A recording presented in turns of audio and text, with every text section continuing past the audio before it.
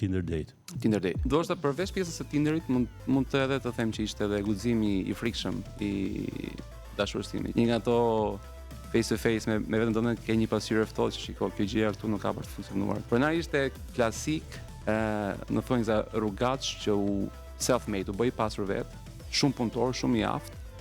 E ndoshta nuk e di, kishte arritur. Por halabak. Halabak. Ky është Tehu, si duket. Po. Një zoom në një mote. Dhe do të shkoj këtej. Janë thika të ndryshme. Edhe jam të ndjekur metoda që janë diku ke 1200 vjeçare tjetra. Por jemi diku, mund të jemi diku ke në 20 veta që bëjmë punën në këtë nivel, në rang botëror.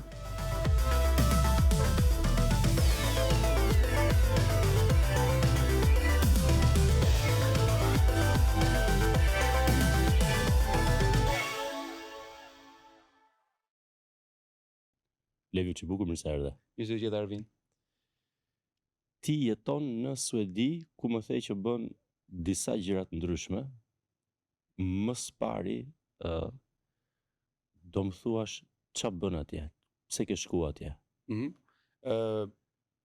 Për ndryshe nga pothuajse pjesa ndërmuese të rinjve që shkojnë në Suedi, unë faktikisht kam shkuar për dashuri. Unë njoha me një gocë thjesht krejt rastisht në Tinder. Dhe diçka shkoi shumë mirë, erdhi për një ca ditë në jug të Shqipërisë. Dhe kuptuam që kishin diçka që ishte me vërtet më tepër se një summer flirt, një flirt veror. Dhe u takuam në Suedi për disa javë, thjesht për të parë nëse kjo gjë ishte me vërtet serioze apo kuptuam që ishte me vërtet shumë serioze. Dhe morëm vendimin për të shkëputur komplet në Suedi, ose më saktë për mua që të lijem mbrapa Shqipërinë. Dhe qëse Shqipëria nuk është pjesë e Bashkimit Evropian, duhet të ishin pjesë e karavanit të pritshmërisë ndaj zyrës së emigracionit për rreth një vit, sepse ishte një procedurë goxha e gjatë. Edhe shkëputa në Suedi dhe kam plot 10 vite.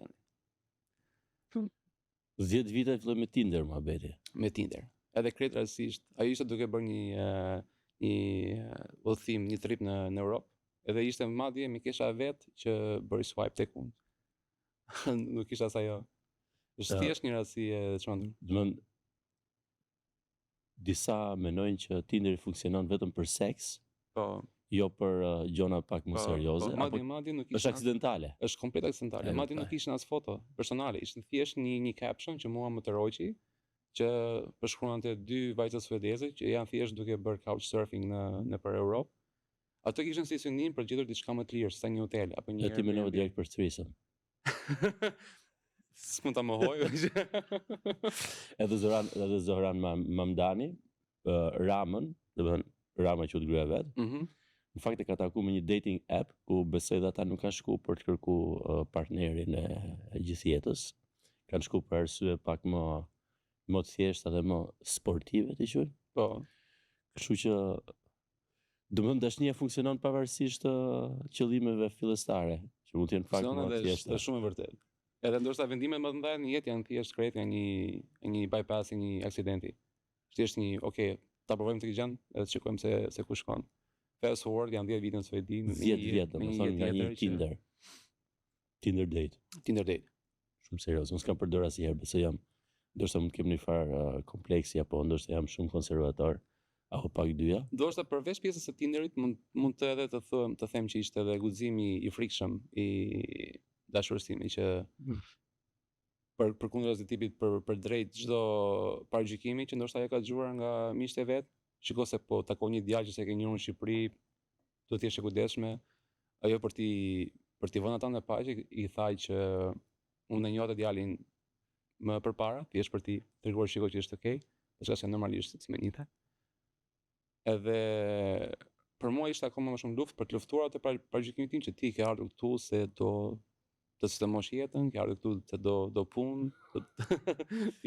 Si i ke hangër gjitha këto, domethënë, i ke përjetu. Në Suedi është një filtrim ekzemplar i paragjykimeve, janë shumë PC, janë shumë të rregullt me pjesën e politikës, si shprehen, edhe nuk mund ta dëgjosh kurrë në përballë ose haptasi të çfarë janë duke menduar seriozisht për ty, janë të mërsisht shumë të kujdesshëm, por nëse fillon edhe lexon midis rreshtave, kuptojnë që është një hije paragjykimi, një hije heshtje që por janë ndoshta ndër vendet më të mira kur mund të jesh si emigrant dhe mund të jetosh pa problem. Është në ca vend që ndjen realisht gati the writing on the wall apo the writing on the door, çim të dera. Ke parasysh The Hateful Eight? Po, shumë. Që ka pjesën që thotë është ky një nga këto personazhe që është meksikan, një nga Roberto Armatos aty te taverna Bujtina. Juani. Po, Juani dhe I thotë ai këtu te dera te hyrja thotë ka qenë një shënim që thonte ndalohen qenë dhe meksikanët. Po. Arsyeja pse nuk është më është se kemi vendosur të lejmë qenë. Lejmë qenë. Kështu që ndjen super për buzjen, kur ti je shqiptar qoftë si turist, por në disa vende më shumë se tjerat. Disa janë më të ashpra se tjerat. Mund ti ke 10 vjet aty tani, dhe shkove për dashuri, ti kishe studiu diçka, kishe pak një përvojë profesionale në Shqipëri para aventurës tande dashurore? Pasi mbarova që marrë stafën në gjimnazin, nuk është ishte një student ekselent, në drejtën, dhe fitova shkollën për mjekësi veterinare në Universitetin Bujësor të Tiranës. Dhe që ditë në parë kuptova që kjo gjë nuk është për mua, absolutisht fare. Unë I dua kafshët, por jo ti ekzaminoj nga brenda. Ishte thjesht një shok që nuk po mendoj me vete një nga ato face to face me veten tënde, ke një pasqyrë ftohtë që shiko, kjo gjëja këtu nuk ka për të funksionuar. Çfarë do bëjmë se por nuk është se kisha ndonjë ide për të çuar jashtë. Kisha një gut feeling që pas disa vitesh do përfundoja diku në Europë apo diku në botë. Nuk të isha pjesë e Shqipërisë, por absolutisht as Skandinavin apo Europën veriore. Nëse kishte menduar ishte për arsye romantike për më tepër. Po fiks, ndoshta për një karrierë tjetër. Viti I vogël, gjithashtu jam diplomuar në Universitetin Bujësor të Tiranës, ku është edhe Fakulteti I Veterinarisë. Po. Vetëm se jam diplomuar për agrobiznes, edhe unë që ditën e parë pata një ndjesi që kjo nuk është për mua. Por pata një ndjesi të dytë që thjesht mbaroje se dali gjë tjetër dhe ja ku jemi. S'kam punuar si ditë në agrobiznes. Jo. Unë faktikisht doja shumë që të mos ta bëj këtë gabim, që të mbaroja diçka që me vërtet doja, me vërtet. E di që shumë e vështirë, sidomos kur je 22-23 vjeç, 20 që nuk di çfarë do. Do të thotë tani askush pjesa më dërmuese nuk e di se çfarë do. Do të misioni në jetë është për paktën të mos të jesh shumë I plagur, që edhe të dish çfarë duash, që mund ta bësh, të kesh forcë fizike. Gjatë vitit të dytë që unë njoha me Amandën, edhe thash Amanda është goca, po, Amanda është e dashur. Edhe me partnerja të shikoj, po. 10 vjet. Në së di quhet sambo, kur bashkëjeton me një person. Okej. Është term tipit, është term ligjor, edhe term social, por përfshin pjesën që jeni të martuar por pa celebrim. Cool. Që për mua ishte zgjedhja perfekte. Pra jo bashkëshorte, po praktikisht burrë e gruan kuptimin. Sipas ligjit jemi jemi duke bashkëtuar dhe jemi good. Për mua ishte zgjedhje perfekte sepse martesa më zhdukur për herë si diçka rëndësisht shumë serioze. Edhe isha shumë e fat që edhe partnerja ndiheshte. S'flas dot se kam konflikt interesi. S'ka gjë. Heshtja është përgjigje. Po, ati çfarë bënë në fillim? Se do me dhënë një profesor në fill s'kishe... Ka qenë është histori goxha film worthy, sepse kur gjatë ditës së parë mua jeta më ka ndryshuar në 180 gradë. Nga një djalë këtu që ishte I kujdesur nga IMM dhe motra, që janë tmerësisht nikojqira, janë tmerësisht të dhëna, rrobat ishte gati, ishte lara, ushqimi ishte gati. Unë punoja, por ato lekët thjesht I mbaj vetë, ishte për dalë. Nuk kisha një ide në kohë që shiko se krijoj një ekonomi apo si mund të jetosh vetëm. Edhe gjatë ditës së parë, pata fatin që gjeta punë shumë shpejt në Suedi, diku 4-5 ditë, pasi u shkëputa. Dhe gjeta punë si lavapias në një restorant në Lund të Suedisë, që është në jug të Suedisë, afër Malmës, me një pronar nga Sicilia edhe head shefi, krye kuzhinier ishte sicilian. Dhe më futi lavapiac ditën e parë në 1 të premte, diku ke 250 të prenotuar. Ishte një kaos total. Unë nuk dija s'la e pjata, edhe madje as të përdorja makinën. Ai ishte socially handicap, nuk dinte as të shprehej, thjesht ose bërtiste ose nuk fliste fare.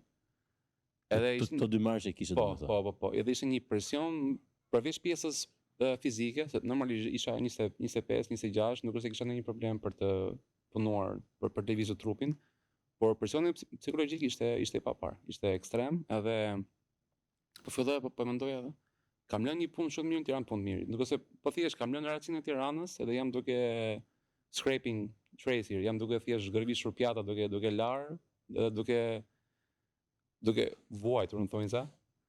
A ja vlen gjithë kjo gjë? Ndërkohë që po mendoj këtë, kam persone që kam 1 vit që kam pritur për ta parë, kam në shtëpi. Nuk është se jemi ke pjesa e distancave që shikoj se të takohemi shpejt. Dhe kolegu im, head shefi, krye kuzhinieri, ishte ai që më dha shumë forca, duke më thënë që paktën me 20 ulët, duke më thënë që forca coraggio. Tipit mos u nuk ishte ai që bërtiste. Jo, ky ishte që bërtiste ishte pronari. Okay.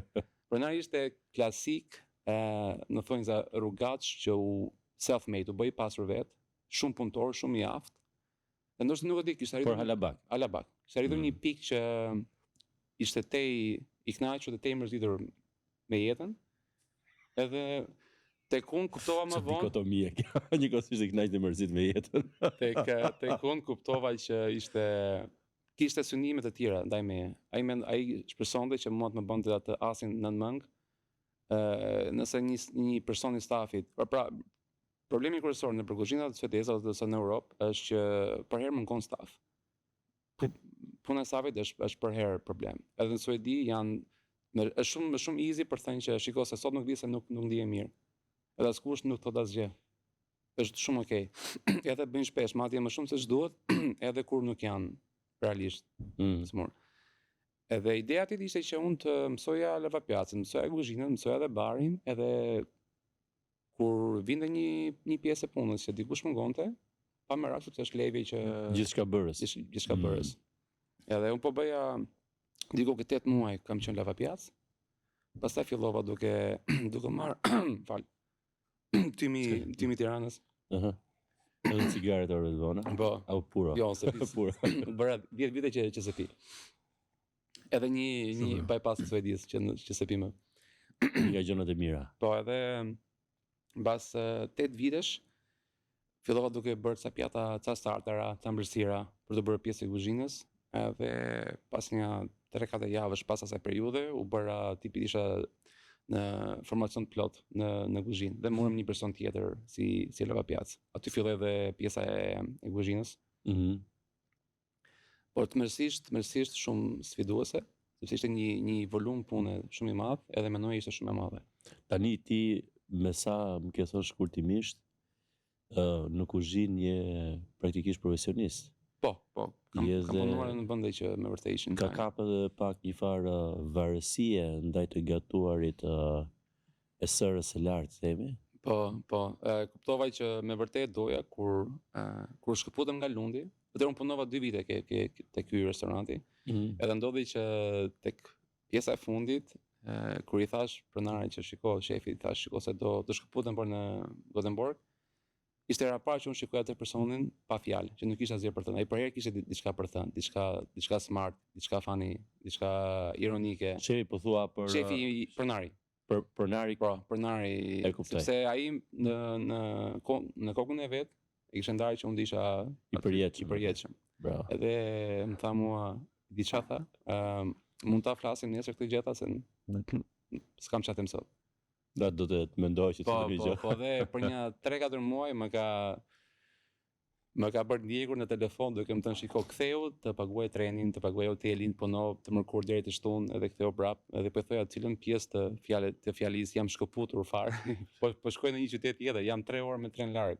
Tipit ne kur u takuam ishte para pak ditësh kur një mbrëmje ti kishte gatuar të shpjegoj që ishte më pëlqeu shumë. Bëra quhet beef Wellington. Është një pjatë është bërë shumë e famshëm nga Gordon Ramsay, që është shef me famë botërore. Ai që ulëre gjithkohës. Që lëre tërë kohës. Shiko, është pjesë e kuzhinës. Kuzhina shumë e nxehtë brenda. Ato të bërtiturat janë dhe pjesë e një kërcimi që kuptohet vetëm nga ata që vërtet e kanë përjetuar atë trysni.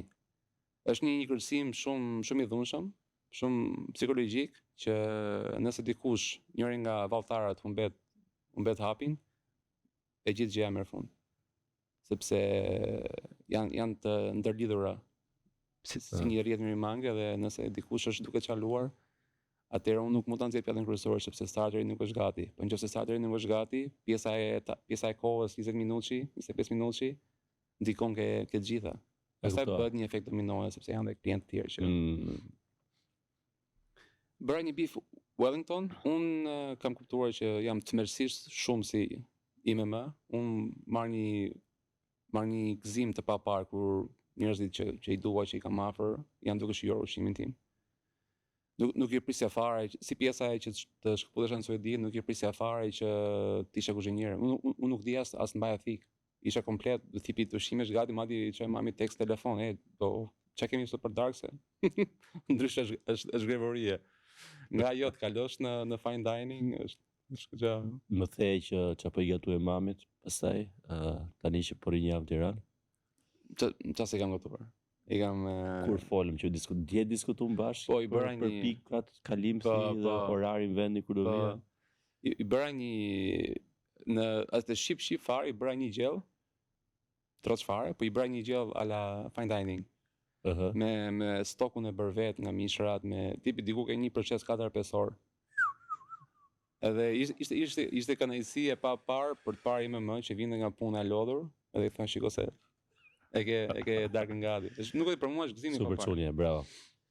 Duhet të dush shumë, jo vetëm mamin ta dush shumë, po dhe atë procesin ta dush shumë që të ai procesi është pa parë, sepse është thjesht një ide që je duke ndërtuar disa nivele të shijimit, të flavor. Je duke skuqur disa gjëra, je duke krijuar procesin më lart të karamelizimit, pastaj fillon të qep me gjërat, stokun, edhe është një lloj kalaje shijesh që dokon e vet të kuptohet, të bësh ta mjeshtërosh. Së di mishi që shkëlqyer, unë erdha shumë i ngrënë atje. Që zëmen kur takum. E humbe pak atë pjesën e mirë, po. Edhe erdha komplet i ngrënë, edhe e shijova, por realisht nuk hajdet asgjë. Isha një nga këto të ngrëna të fuqishme me familje, me fare fiske, parasysh që praktikisht nuk deli gjallë nëse nuk je duke pëlqit. Dhe kuptova që ishte aq i mirë, dhe në vitet e keq nuk kam të parime nëse është mish, nuk ta hedhësh një kafshë është vrarë për atë, po. Po. Dhe kjo është e rëndësishme për mua. Edhe mbështolla dhe mora në shtëpi. Dhe të nesërme, me dhe frigorifer, e ngroha pak edhe kur provojisht. Madje e pash që ishte duke më sjell në qese dhe më është bërë me shumë qefi. Se janë këto detajet e vogla që shiko se ai me vërtet pëlqen dhe është duke marr masa që ta shijoj tamam kur të jetë koha e dur, jo thjesht shiko po t'jap një lloj komplimenti kështu kalimthi dhe okay whatever. Do të thotë ti je praktikisht kuzhinier profesionist, por për arsye të shëndetit mendor, themi. Po. Edhe të eferzaurimeve të formave tjera. Mendon që kjo nuk ishte zgjidhja e dur, afatgjat, pra nuk është diçka e qëndrueshme që dikush mund ta bëj gjithë jetën. Nuk ka ata që e bëjnë, por në rastin tonë. Po. Për mua e para një gjëja më kryesore për lekën për mua është që shëndeti fizik dhe mendor, sidomos mendori. Në Suedi je shumë pronë e të ndjerit më shumë, sepse je shumë vetëm tërkohës. Edhe sfida ime e parë si një djalë shqiptar, duke shkëputur në Suedi, ishte si të jetosh vetëm. Askush në Shqipëri kam përshtypjen nuk di të përballet me ato mendime, të kesh një ditë të tërë, mos kesh as kënd afër, edhe është një proces që duhet ta kalosh vetëm. Mua më ka ndihmuar shumë dashur, duke më thënë që shiko, kjo është një gjë që gjithë e kalojnë kur është një periudhë që rrin vetëm dhe po ti nuk ishe komplet vetëm apo? Pa dhe një periudhë që isha 2 muaj, 3 muaj vetëm gjatë verës së fundit kur isha në Lund duke punuar tek ky restorant, sepse plani fillestar ishte për tu shkëputur direkt nga Shqipëria në Gothenburg. Amanda, partnerja, Samboja, ishte gjatë asaj kohës duke kërkuar një edukim 2 vjeçar specifik, edhe u bë i vlefshëm në Eslöv, që është një vend afër Lundit. Është në jug të Suedisë. Edhe disa ditë para se unë të merr fluturimin, më thotë që shiko se harroj Gothenburgun, 2 vite do jemi në një fshat me 5.000 banorë, që është në mes të Azhë Kundi. Nga Tirana, një metropol. Në Cerik. Nga Tirana në Cerik. Po, fiks. Po. Madje unë kam lindur në Cerik. Ti ke lindur në Cerik? Po. Kam marrë në Tiranë diku ke 10 vjeç. Më zhduk gjithmonë shumë egzotik dhe kam përdor her pas here edhe në diskutime themi më një natyre disi më letrare, po me i farë shpotie, jo se kam në gjekullur Cerikut, asë më si duke, po është egzotik, është afër, po është dhe larg. Është shumë interesant. Është një gjë e vogël, është një gjë e vogël në një cep. Që thua ç'është ajo gjë, edhe thjesht se ke atë kur është mjaftueshëm për shkuar atje, po e di që është. Jese si shkëputemi, atëherë Amanda ishte duke studiuar, unë duke punuar, edhe pasi mbaroi shkollimin e vet, ishte plani për të kaluar në Gothenburg. Gjeti një apartament, ki parasysh në Suedi është gjë më vështirë për të rinj sidomos është të gjeturit një shtëpi, një apartament. Është mësisht shumë vështirë. Madje kanë edhe queue, kanë edhe pjesë pritse në sisteme. Ka me vite që kush ka prioritet. Mendoj se një parkim 10 vjeçar, që thjesht janë sisteme dhe mbledh pikë, edhe pas pikëve pastaj ke prioritet për të çfarë shtëpi apartamente që këto? 1+1, 2+1. Do ja shteti? Jo, këto janë nga pronar privat. Edhe prapë do të mbash radhë. Po. Qëse diçka bëhet e vlefshme, po. Ka dhe kompani të ndaja që gjasi i far kapitalizmi komunist. Pak flavor, duhet pak sprinkle. Dhe kur Amanda u shkëput nga nuk e di, diku para verës, unë duhet të punoja deri në gush sepse përveç pjesës që shtëpia nuk ishte gati, kisha një detyrim miqësor ndaj kolegëve të mi, që ata të shijonin pushimet e verës. Nëse unë shkëputesha para pushimeve të verës, i bie që ne ishim 3. 2 atëherë një head chef dhe pasi Amanda u shkëput, u duhet që të punoja diku gjatë verës për t'i dhënë një mundësi kolegëve të mi që të merrnin pushimet e verës. Dhe ishte shumë brutale nëse do i lija në baltë. Se dia se sa të shenjta janë ato 2-3 javë që ti mund t'i marrësh gjatë vitit. Dhe ato 3 muaj isha komplet vetëm. Edhe nuk e di, problemi im fillestar ishte si të menaxhosh ditën. Ishte edhe verë, mendoj që në Suedi dielli perëndon diku nga ora 11:30 e darkës. Ke të mërësi shumë dritë ke ditë. Kjo gjoja sa dëmën ekziston si kulturë popullore, sa mund të jenë më të informuar se unë, edhe nga ata që mund të dëgjojnë këtë gjë, po pyetja ime është që si funksionon kjo gjë, sa zgjat kjo gjëja. Domethënë edhe në orë në ditë, po edhe si periudhë, edhe si funksiononte gjërat e shtetit mendor të e para te lashti i parë që hasa ishte depresioni sezonal mund të quhet, që quhet andej. Ku ndron sina sepse është një ndryshim shumë i vrazhd, shumë i shpejt. Dhe problemi im i parë ishte që nuk dija se çfarë të bëja me komplet me gjithë orë që ishte gjatë ditës, sidomos kur isha pushim, sepse e mbaj vetëm zënë në punë, ose isha me dashurën ose diçka tjetër. Kur ajo iku, thash, "Okej, tënd martë jam pushim, çfarë supozoj të bëj unë?" Tipi po shkojmë palestër, luaja në një video game, gatuaja, ishte ora 12 e drekës. Tash i kam mbaruar të gjitha gjërat që bëja gjatë ditës. Është ora 12, kam edhe 10 tjera. Ai ishte një sfidë që me vërtet më desh kohë. Nuk se kam vutur nga një disfat mendore, ishte thjesht një proces që çdo shqiptar e kalon kur është vetëm. sepse këtu as nuk e ke kohën që ti jesh vetëm. Madje kur i thua dikush, shiko se sot do të rri vetëm, thonë që shiko, ka diçka që të shkon apo të ka mërzitur? Mu pëlqen shumë me qenë vetëm, domethënë ose me vetëm është first choice. Po. Pastaj nëse rastis që Robi mund të takoj dikë që i pëlqen. Po.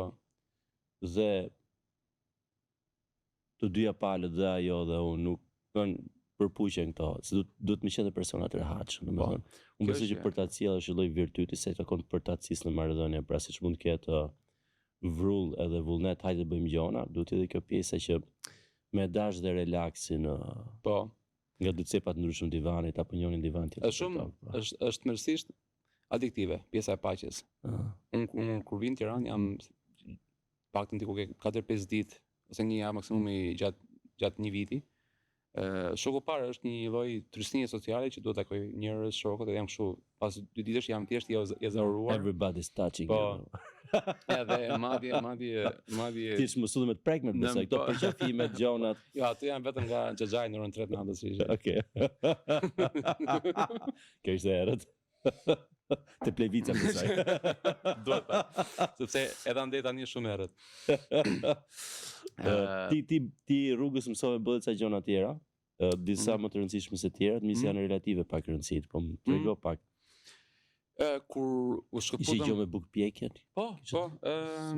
Unë, shiko, pjesa... Sa të na tu thanë shumë gjona, nëse ose nga gjithë gjitha.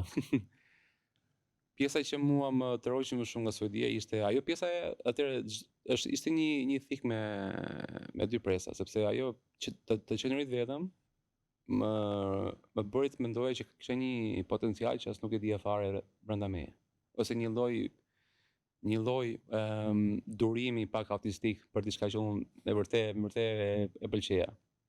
Dhe pasi u shkëputëm në Gothenburg, pata një periudhë disa javore që isha pa punë, se thjesht duke kërkuar, edhe më thotë se dashura në një super random, pse nuk bën në një kështu të provosh sourdough, që është buka me brumë të thartuar. E që në atë periudhë ishte bumi i madh në Gothenburg, çdo kafe, çdo bakery ishte duke përdorur shumë. Edhe është mërësi shumë e shëndetshme, është goxha komplekse për tu arritur në një rezultat të kënaqshëm. Edhe kur më tha si gjë, thjesht i bëra një kërkim të shpejtë në Google, pash një listë me 5 faqe dhe thash jo. Thjesht e hoqa fare nga mendja. Dhe fast forward disa ditë më vonë, që isha vetëm prap. Okej, thash, sot s'kam çfarë bëj fare. Do t'i japim një mundësi. Edhe krijova atë, si thosh, nënën, në thonjza, që është brumi kryesor që është thjesht bakterie dhe fermentohet. Është një krijesë e gjallë. Dhe fillova duke pikur bukë. Edhe kënaqësia e parë kur ke një krijesë që është i gjallë dhe e ke bërë ti, e ke dhënë ushqim, e ke kujdesur, e ke dhënë kohën tënde, sepse është një proces që më zgjasë edhe 2-3 ditë. Edhe buka parë që nuk është se po shijon dash mirë, themi atë që është, por që ishte diçka që unë e bëra. Edhe thjesht nga hiç, është thjesht miell dhe ujë, kaq. Edhe shumë kohë. Edhe ishte të mërësi shumë adiktive dhe fillova duke pjekur shumë, madje u bë gati sa një smundje, dhe ishte duke pjekur për ditë. Edhe kisha shumë bukë edhe nuk dija ku t'i çoja. Madje mendoj se komshia ime në Suedi ishte ndoshta nga ato të para që ka përjetuar një bujari shqiptare, sepse thjesht i shkoja ke dera me një bukë të ngrohtë që sapo kishte dalë nga fura, që janë dashur 2 ditë. Ç'kemi? Merre këtë bukën dhe shka ishte duke u përlot. Sepse Suedi është shumë e trisht pjesa e plejshve që janë vetëm. Njerëzit në moshë. Është aq i trisht sa që ka shumë raste kur zbulohen që kanë ndruar jetë thjesht nga dekompozimi. Nga era që vjen për kaluam pak e popë që po lexoj një artikull për këtë punë në Japoni. Edhe aty kishte një emër për specifik siç kanë emër për çdo gjë ata. Kishte një emër specifik për pleq që vdesin vetëm dhe kishte një emër edhe për gjurmën që këta lën. Që lën po. Po. Edhe ishte shumë makabre, po japonezët çdo gjë kanë një tendencë për ta kthyer në hartë dhe është shumë e drejtë. Edhe kjo kishte marrë një nuancë gati artistike, por të jetë makabre edhe paktën në Shqipëri duke pasi po shkojnë gjërat për herë më pak lindje më shumë të rinj përfshitur qarratisen kryesisht për një jetë më të mirë, po ti duhet të ishte përjashtimet që qarratisin për punë dashnie, domethënë është rast shumë unik. Për vërtet për dashni, se ka që ikin për jetë më të mirë, thonë kemi shku për dashni. Edhe gjën Me bo letra gjona, po. Edhe njëherë menoj për veten edhe për qeshim halle madje me shoqninë, po diskutonim seriozisht për një çapkëllok, një shakaj tip tregimi që bë dikur që diskutonim me bëj koloni pleqsh, që të jetojmë bashkë me njëri tjetrin koloni se s'do kesh kush të merret me ne. Kështu mund të funksionoj. Po duke u kthyer pra ti mësove Sauerbrandin, fillove ta komercializosh këtë gjën apo ishte shumë pak, ndoshta një shitje të vogla flagrante tek shokët, sepse ata ndiheshin shumë fajtor nëse do merrnin diçka nga unë që më është dashur kaq shumë punë dhe mund pa dhënë diçka mbrapash. Kuptova që u bë shumë serioze kur po merrja oferta pune nga furrat lokale. Tu kujtu prapë ai italiani që o heshtë në bërtiste. Po, thash, kur s'ka mërti shpëtuar aty. Dhe pastaj, nuk e di, filloj duke u ngadalsuar pak, pas nga 2-3 vitesh shumë intensive. Edhe mori një full stop kur erdhi një hobi tjetër në jetën time që ka marrë komplet çdo aspekt të kohës edhe forcës mendore. Edhe që jam akoma aty mendërisht. Kur u shkëputa pasi ishim në Gothenburg, plani im ka qenë për herë ky që unë kuzhinën e dua shumë, si Levio, më të rresh pa mas që të gatuaj për njerëz që dua. Edhe që për herë të gatuaj nga hiçi, të krijoj diçka që thjesht mundësisht edhe brumin ta shkoj ta bluaj vetë. Me sa kemi mundësi. Por nuk ishte puna që doja. Impakti i parë ose shtyja e parë që mora ishte kur Amanda ishte duke ndruar laptopin e vet, edhe ishte duke shfëtuar gjitha fotot që kishim.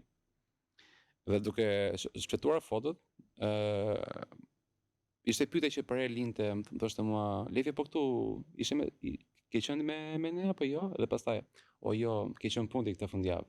Po këtë fundjavë, jo, ke qenë punë. Po këtë, jo, ke qenë punë.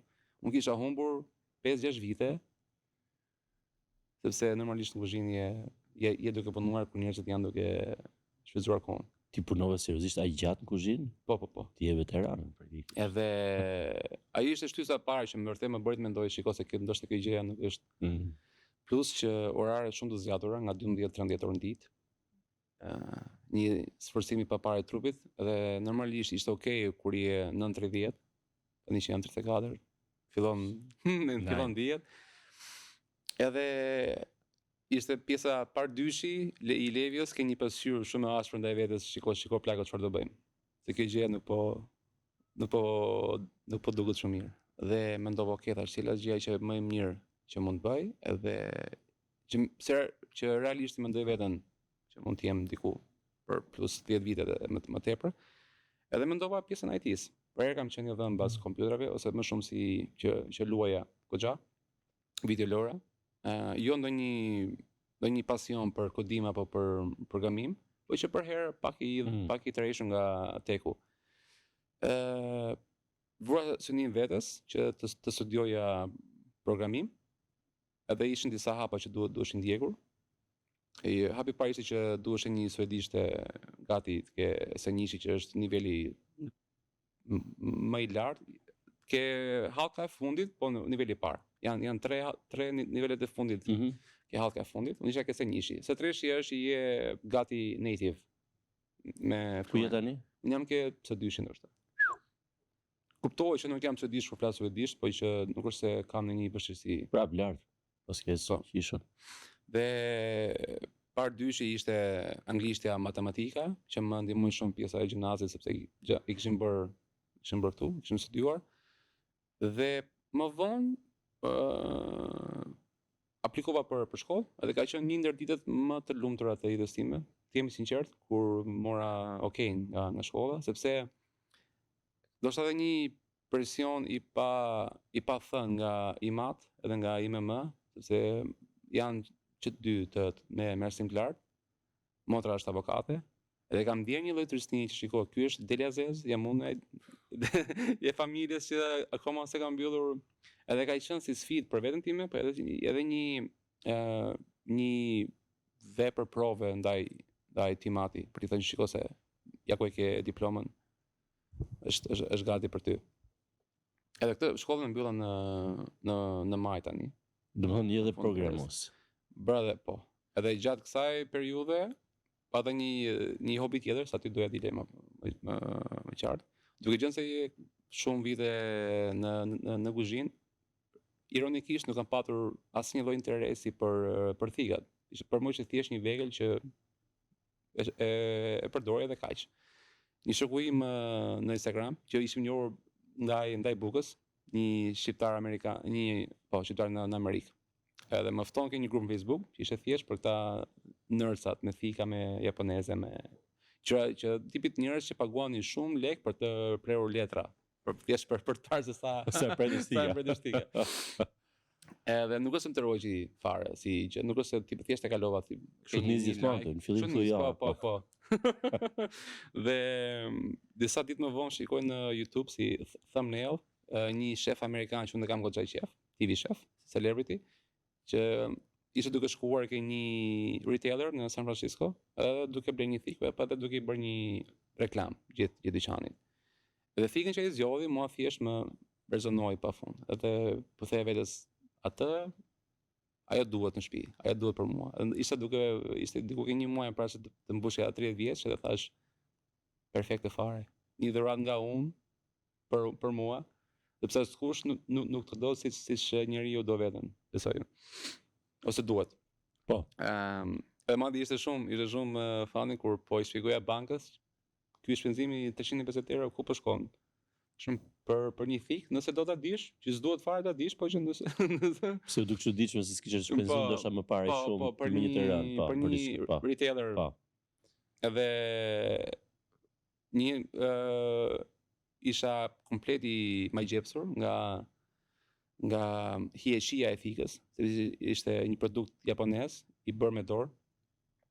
Nga doreza, nga pjesa e detajeve, nga logo, pjesa e gdhëndur e kangjit, pjesës e kush e ka bërë, kush është Kovaci dhe Sharpeni. Si në kohët e mesjetës kur kishin shpatat që venin të dorezat, edhe ndiqet akoma. Ndiqet akoma, fantastike.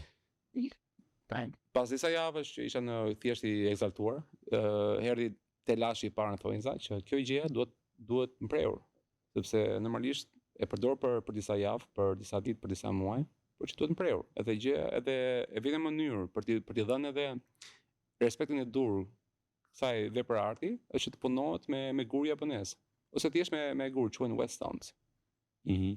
Po whetstone kam gjuhë, po. Po. Gurët. Edhe aty filloi rënja në humner 100%. Ishte free fall, sepse përveç pjesës që kjo gjë duhet mprehur, fillova të kuptoja që shiko se mund të bësh shumë më shumë me këtë gjë. Dhe aty ishte pardyshje ke grupi i Facebookut që isha bërë antar. Ishin disa njerëz që filluan duke bërë ke pjesa e rafinimit të thikës, jo thjesht mprehje të tepërt. Nuk është vetëm whetstone, pasi edhe gjëra të tjera aty. Por me atë whetstone fillova duke përdorur komplet sipërfaqen e thikës, jo thjesht pjesën e tellët që pret. Edhe aty hyn ke një komplet humner tjetër që do vite dhe vite dhe vite për tu mjeshtruar. Ç'a pikë tani? Dhe aty filloi, unë jam ndoshta po të them nga aja ke zhëja, mund të jem ke m-ja, ke l-ja. Jam diku ke 30-40%. E një procesi që për ta shiru lojën. Po, e një procesi që një miku im që është edhe ne quhemi sharpener. Sharpener, po, mprehesa. Ai ka diku ke 18 vite. Edhe dallohet ndryshimi nga puna ime ke puna e tij. Por mund të jemi diku ke në 20 veta që bëjmë punën në këtë nivel, në rang botëror. Do të jetë te kjo 20 botërore. Me sa kam parë unë në Instagram ose në gjëra virale, ose që mund të është diku ke është goxha i lartë si standard, sepse kam diku ke 4 vite që është non-stop grinding, është mos ka arsye që janë kaq pak vetë se duhet. Është mërsi shumë e vështirë. Është shumë gjithkohës. Sa orë merr për shembull një thik? Ajo që bëj unë janë Se mund të jetë ditë. po, jo mund të marr ditë. Unë tani jam në një projekt që më ka marrë deri tani diku ke 40 orë, edhe akoma s'kam mbaruar. Po, Sa mendon të shkoj? Më shkoj diku ke 60. Jam ke pjesa fundit, po ndonjëherë nga që unë jam duke ndjekur një perfeksion. Ke dërguar disa foto ti. Unë jam duke ndjekur një perfeksion në mendjen time, edhe mund të jetë gati për shumicën e njerëzve që e shikojnë kur unë i tregoj pjesën e procesit, po për mua nuk është gati aty ku duhet. Pra, po i kthej edhe kështu për efekt. Ky është tehu, si duket. Po. Një zoom në ndihmate. Edhe duhet shkoj këtej. Të janë thika të ndryshme. Edhe madje edhe ajo mbajtja është bërë nga një craftsman, një artist që është bërë me magneta, me dru. Pra dhe mbajtja këtyre thikave. Po. Janë gjitha nga njerëz që po shoh relievet e tehut këtu. Po. Pra dhe duket si shtresa të ndryshme. Po, ajo ka një term në japonisht që quhet sumi nagashi, që përkthehet në flowing ink.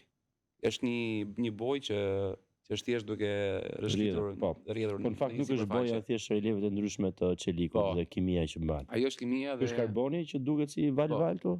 Ajo pjesa e karbonit është ajo pjesa që ndriçon në fillim të thikës, ajo pjesa që pret, ajo pjesa që ndriçon. E kuptoj. Ajo pjesa me pattern, me lëvizjet. Ajo duket më, po. Edhe ai guri në background është guri japonez natyral që mund të gjendet vetëm në Japoni. Janë të mërësisht shumë të kushtueshëm. Por për thikë japoneze duhet guri japonez. Po. Guri gjerman mund ta përdorësh, shiko, gurat japonez mund t'i përdorësh për çdo thikë, po këto thikat që bëj bashkëpunime me kovaça të ndryshëm janë të ndërtuara. E frikshme edhe kjo edhe mënyra e kapjes dorezës. Po, so unë kështu i marr punët. I marr pa doreza në gjendje tipit gjysmë të bëra. Dhe i punoj vetë. Këtë e punuar ti dorezat? Jo, dorezat kësaj rrate kanë ardhur nga Kovaçi. Po. Shumë arkaike dhe shumë old school duket. Është shumë old school. Këtu shoh gurët unë. Këto janë gurët e punës, po. Këto janë gurët e punës. Po. Kësh pjesa sipër janë gurët sintetik, që bëhet pjesa e foundation, pjesa e themelit të thikave, dhe më vonë kur kalohet ka një rafinim, që ti nuk je më duke tërhequr metali, thjesht duke rafinuar gërvishtjet. Kalon ke gurët natyral që është edhe një proces tjetër. Aty kalon në art, jo thjesht në funksionalitet. Po shoh disa video që më ke. Për shembull, kjo është, po, duke hapet, s'ka gjë, shohim këtë.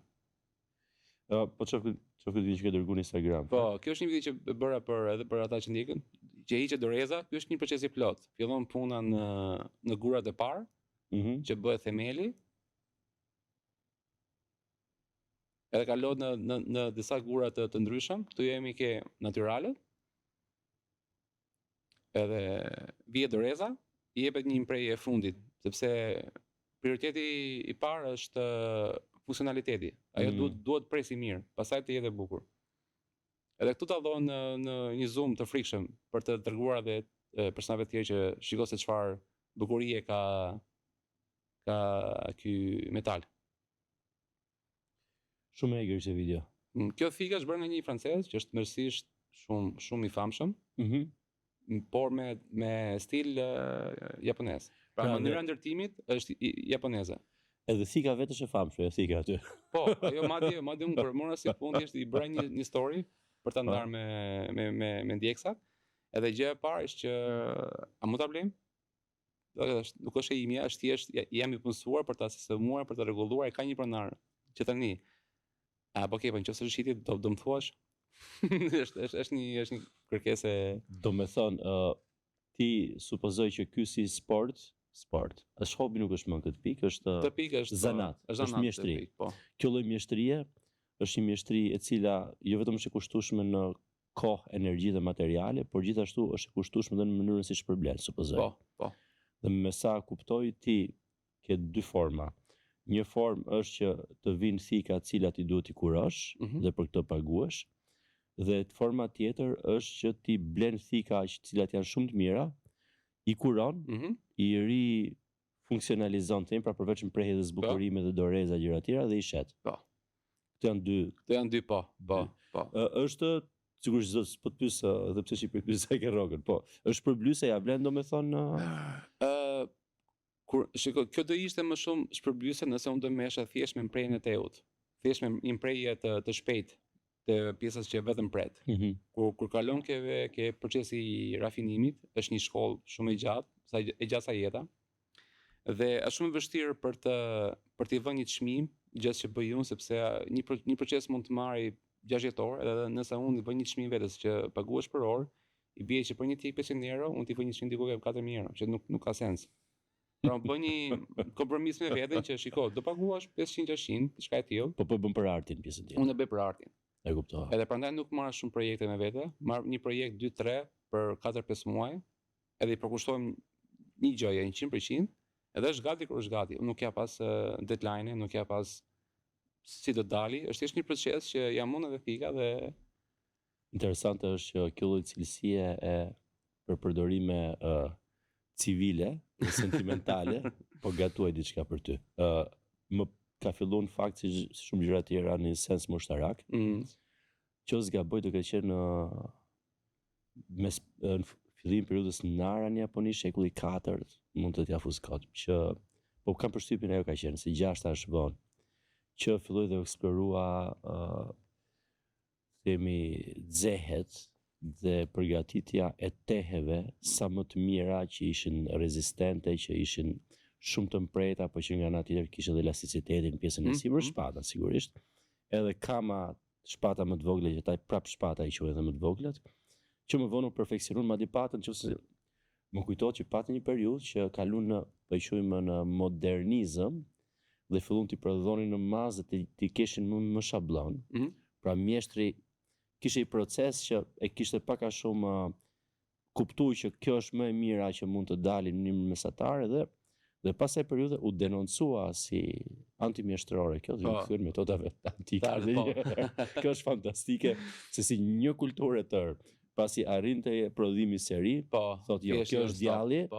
Ndal, kjo është ndaluar, kjo është shëmtuar, kjo është e neveritshme, kjo është e rrezikshme, do kthehemi një herë t'i bëjmë një nga një. Ka një dashuri të ekstreme për artin e tyre. Madje kam një libër shumë interesant, edhe jam duke ndjekur metodat kur shkon ke procesi i fundit, që është thjesht art. Është e gjitha gjëja ti je duke rafinuar diçka që është bërë puna, thjesht po mundohesh të shfaqësh bukuritë e çelikut. Edhe jam duke ndjekur metoda që janë diku ke 1200 vjeçare vjetra. Edhe asgjë nuk ka ndryshuar. Edhe madje kjo thika e fundit që është duke më hapur shumë të lashe, është një sfidë që vjen diku një herë në 4-5 vite, është ai niveli tjetër që duhet kalosh. Dhe është e bërë nga njëti çelik që përdoret për katanat. Edhe unë s'jam mësuar me atë. Edhe mënyra se si po reagon ndaj gurëve. Serios, ti je duke pref praktikisht atë çelik. Po. Duke latuar, duke. Po. Edhe kur shkon ke pjesa nga gjysma e procesit, aty dallon çeliku fillon duke shfaqur se çfarë ka brenda. Sepse fillim fare ke vetëm grevishje shumë të ashpra, që nuk duket asgjë fare. Mendo siguria duke larë një makinë, që është me shkum fillim fare, më fillon me ujë, fillon edhe del. Pasqyrohet gjithë çeja. Edhe tani jam ke pjesa në mes, edhe ndonjëherë thjesht kaloj minuta të thjesht duke parë, duke u magjesur ç'a jam duke punuar. Edhe kam hapur dhe e hapa si kompani zyrtare tani. Pjesën e si imprez. Seriozisht. Po, është zyrtare. Nuk e di. Tani pagu taksa. Po, tani jemi thjesht duke paguar taksa. Edhe nuk është edhe aq fund. Nuk është edhe aq. Por që duhet, sepse po mendoja thash, shkollën mbarova si programues, si Java, software developer, termi konkret. Ndërkohë që jam duke parë për një punë që më vërtet më tërheq. Fillova duke u fokusuar pak më shumë ke puna fikave, që të paktën të konsiderohen më seriozisht. Po. Po me kalimin e kohës për punë disi më për procese disi më thjeshta dhe që mund mos jenë ardhi i madh i mundshëm, mund shohësh edhe ndonjë ndihmës apo kjo është gjë të bësh vetëm vetë, si Për momentin është më si shumë herë. Mjeshtër Hokatiro. Po. Nëse jam. Për momentin është shumë herët, ndoshta vitin tjetër mund të marr një ambient vogël me qira, që se thosh të kem disa pajisje që më duan në shtëpi, sepse tani e gjithë puna bëhet ke lavamani i kuzhinës. Do shkosh dhe për një pelegrinazh në Japoni, besoj. Duhet. Janë shumë kohëvase që mbajmë kontakt shumë të mirë, flasim shpesh, edhe më duhet një periudhë minimalisht 3 javore, vetëm duke takuar personat e interesit. Pastaj jem turist. Supozoj përderisa në muslimanët shkoj mirë në jetë në Qabe, ju mpresi duhet shkoni në Japoni. Duhet se s'bën. Është një passage of ritual. Shumë interesante është gjithë kjo dhe ky roller coaster i që se di si shpuna, gjëja e fundit që njerëzit e shohin si solide apo si diçka që do hapi dyrë të panjohura dhe funksionale, se termi funksionalitet ka pesh vetën, është sevdaja. Gjithmonë thonë, shihet që delulu, që janë këto gjona, ji me kom tokë, lej romancën, gocë e mirë, ka punë të mirë, bo dy kalamoj me atë, ka lezet. Rregulloj jetën. Edhe ti bën gjën e kundërt, praktikisht ishte dhe mosha në fakt, po prap. Kuraja që ti thu, okay, I love this person, e duket gocën, edhe do iki atje te ky vend i tmerrshëm që ku thonë që depresioni është diçka që e pi me kafen e mjesit, si përbërës, dhe hapi gjithë të rrugë për të aftësu, për të bëjë gjithë të gjërat e tjera, të cilat as nuk i mendoja që isha aftë i bëja. Dashnia funksionon ka. 100%. Ta sugjeroj? Kuj dihet jam rrugës. Jo, po Cibuku, falenderoj shumë. Faleminderit juve që më mirëpritet. Rofsh. Faleminderit.